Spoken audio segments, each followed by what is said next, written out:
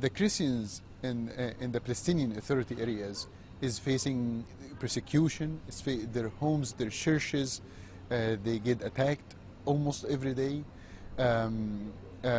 Just after Hamas took over from Fatah in Gaza, we received 2 human rights violation reports.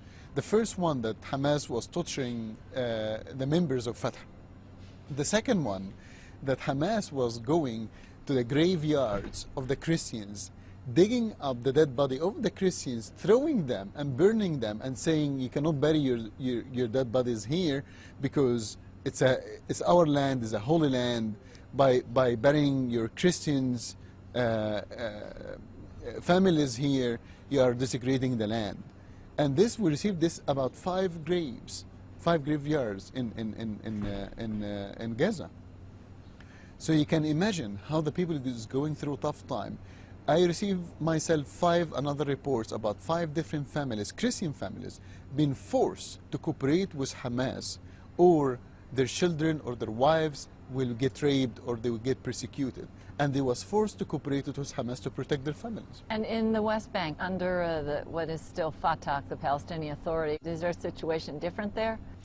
I would say it's better in general, because the Palestinian Authority wants support from the West. So they try to show themselves as a democratic country, as peaceful country as possible as they can. Peaceful authority, if I may say. So given your background, tell me about why you feel so passionately about Christians in the Muslim world. I was one of them. I converted when I was 18 years old. I was in the law school in Alexandria. And I came to the Lord when I was 18 years old, and I saw the pain of the persecuted church there. And I was arrested myself. I was tortured for 7 days. And when I was when I escaped from my death penalty to Israel, I stole jet ski like James Bond, and I crossed the border from Taba to Eilat.